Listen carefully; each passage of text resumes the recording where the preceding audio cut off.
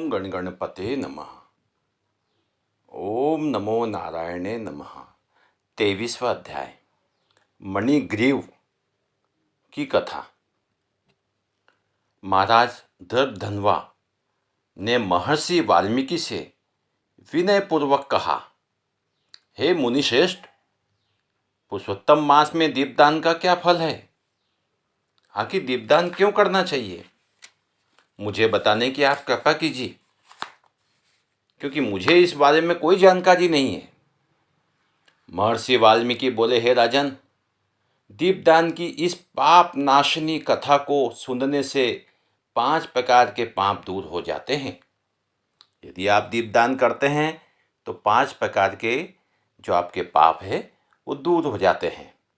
अतः आप इसे ध्यान से सुनो। सौभाग्य नगर में सत्यवक्ता, अत्यंत बुद्धिमान और पराक्रमी चित्रबाहु नाम के एक प्रसिद्ध राजा हुए हैं।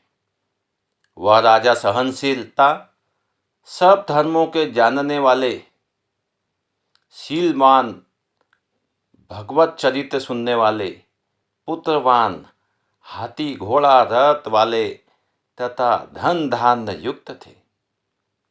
वह श्री कृष्ण के अतिरिक्त अन्य किसी देवता को नहीं मानते थे। एक दिन चित्रबाहु ने दूर से आते हुए मुनि श्रेष्ठ अगस्ती जी को देखा। राजा ने दंडवत प्रणाम करके उनका विधि पूर्वक पूजन किया। महर्षि अगस्त्य जी को पूरी श्रद्धा और प्रेम सहित आसन पर बैठाने और पूजन करने के पश्चात राजा चित्रबाहु विनय पूर्वक महर्षि अगस्त्य जी से बोले, हे मुनिश्रेष्ठ, आज मेरा जन्म, जीवन, राज्य और महल आदि सभी धन्य हुए जो श्री कृष्ण के सच्चे सेवक आप मेरे यहाँ पधारे। अगस्त्य जी बोले, हे राजन, आज मेरे नेत्र सफल हुए जो तुमको देखा, तथा वाणी सफल हुई जो तुम्हारे साथ बातचीत की। इस प्रकार राज्य का आप पालन करिए, यही मेरी आज्ञा है। अब मैं जाता हूँ। श्री नारायण आगे बोले, इस प्रकार कहकर जब अगस्त्य जी ऋषि जाने को तत्पर होने लगे, तब राजा चित्रबाहु को ईश्वर भक्त और पतिव्रता रानी चंद्रकला ने आकर उन्हें भक्तिपूर्वक प्रणाम किया। अगस्त्य जी बोले, अटल सौभाग्यवती रहो और कृष्ण भक्ति तथा पति सेवा में तुम्हारी प्रीति इसी प्रकार बनी रहे। महाराजा चित्रबाहु सिर झुकाकर और हाथ जोड़कर बोले, मेरे पास अटूट संपत्ति, अकंटक राज्य, पतिव्रता, आज्ञाकारिणी पत्नी आदि सभी सुख किस पुण्य से प्राप्त हुए हैं? वो पूछने लगे, ये वैभव मुझे किस पुण्य से प्राप्त हुआ है? महर्षि अगस्त्य जी ने राजा से कहा, हे राजन, ध्यान से सुनो।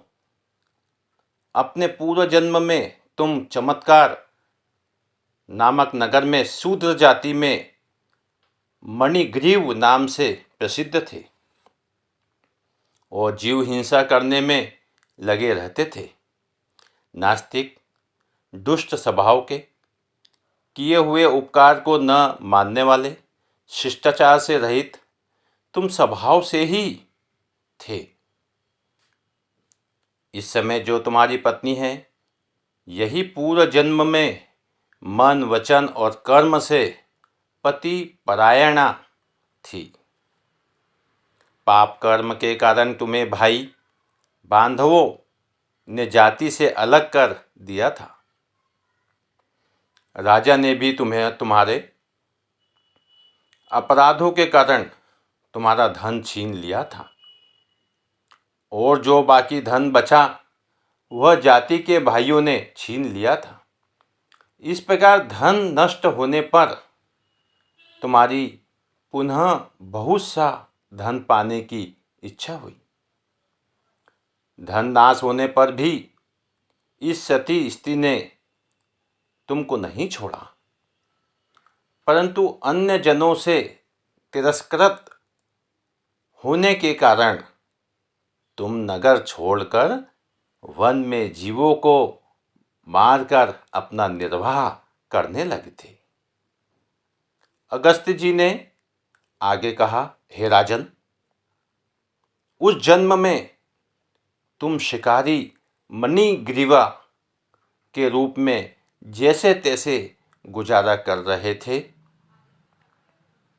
एक दिन तुम धनुष बाण लेकर वन में शिकार की खोज में गए, जहां से बहुत से मृग आदि पशु रहते थे। उस मनुष्यहीन जंगल में रास्ता भूले एक महान योगी उपदेव जी अत्यंत व्यथित होकर घूम रहे थे। दोपहर का समय था और मुनि को रास्ता नहीं मिल रहा था। प्यास के कारण उपदेव जी ने व्याकुल होकर वहीं गिर पड़े तथा बेहोश हो गए। उनकी अवस्था मरणासन हो चुकी थी। हे राजन, उसी समय तुम वहां पहुंचे। रास्ता भूले बेहोश उन ब्राह्मण को देखकर तुम्हें दया आ गई। उन्हें उठाकर तुम अपने स्थान पर ले गए। तुम और तुम्हारी पत्नी ने उसकी बहुत सेवा की। थोड़ी देर बाद उपदेव जी होश में आ गए और बड़ा आश्चर्य करने लगे कि मैं तो वन में था और यहाँ मुझे कौन लेकर आया है। श्री नारायण जी आगे बोलते हैं, हे नारद, जब मणिग्रीव ने उपदेव जी से कहा, महाराज आप घबराए नहीं, यहाँ सुंदर और स्वच्छ शीतल जल से भरा तालाब है। आप वहाँ चलकर स्नान करें और प्रातः कर्म से निवृत्त होकर फलाहार एवं जलपान करें और तत्पश्चात सुखपूर्वक विश्राम करें। उपदेव ब्राह्मण होश में आने के पश्चात मणिग्रीव की बात सुनते हुए प्यास लगने के कारण उठे। तब मणिग्रीव ने उनको सहारा देने के लिए भुजा पकड़ी। उसी के सहारे वह ब्राह्मण तालाब पर पहुँचे और किनारे पर पुनः विश्राम करने लगे। तालाब के किनारे वट वृक्ष की छाया में विश्राम के बाद स्नान कर नित्य कर्म कर वासुदेव भगवान के पूजन में लग गए। तदनंतर देवता तथा पितृ तर्पण किया और बाद में शीतल जल पीकर उसी वट वृक्ष के नीचे आ बैठे।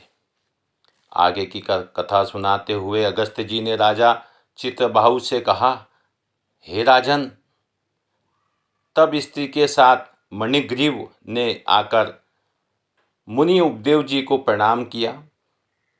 अत्यंत विनम्र भाव से मणिग्रीव उपदेव जी से बोले, हे ब्राह्मण, हमें उद्धार करने के लिए आज आप यहाँ पधारे हैं। आपके दर्शन मात्र से मेरे पाप दूर हो गए हैं। यह कहकर मणिग्रीव अपनी स्त्री से बोला, अरे सुंदरी, झोपड़ी से कंद फल आदि लाकर ब्राह्मण देवता को फलाहार करवाओ। इस प्रकार उसके वचन सुनकर ब्राह्मण ने फलाहार कर लिया। उस समय मणिग्रीव तथा उसकी पत्नी भांति भांति से उनकी सेवा करते रहे। उपदेव जी बोले, भले आदमी, तुम कौन हो? मणिग्रीव बोला, हे ब्राह्मण, मैं एक शूद्र हूँ। मणिग्रीव मेरा नाम है। अपनी जाति भाइयों ने मेरा त्याग कर दिया है। जब जलपान करके उपदेव जी सुखपूर्वक बैठ गए, तब मणिग्रीव ने उनके चरण गोद में रखकर दबाना तथा उसकी पत्नी ने हवा करना प्रारंभ कर दिया। मणिग्रीव बोला, हे मुनिश्रेष्ठ, इस भयंकर निर्जन वन में जहाँ हिंसक जीव विचरण कर रहे हैं तथा जल भी प्राप्त नहीं है, आप कैसे पधारे?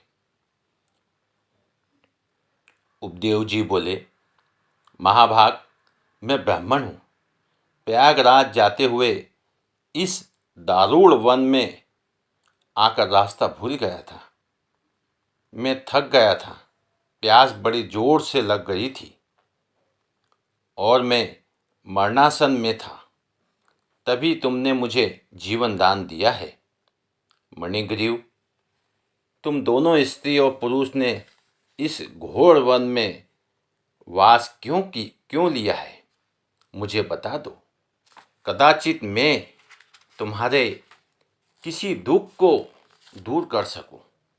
इस तरह मैं मनमोहक और प्रेमपूर्ण वाणी सुनकर अपने मन में दुख दरिद्र से मुक्त की लालसा लिए मणिग्रीव अपने दुष्कर्मों और उनसे प्राप्त इस करुण दशा की संपूर्ण गाथा सुनाने लगा। मणिग्रीव ने, जो ब्राह्मण देवता थे, उनको अपनी सारी, जो भी उन्होंने दुष्कर्म किए थे, जो भी उन्होंने पाप किए थे, वो सारी बातें ब्राह्मण देवता को बताने लगा। तो यह था हमारा 23वां अध्याय। ओम नमो नारायणे नमः। 24वां अध्याय अगले वीडियो में।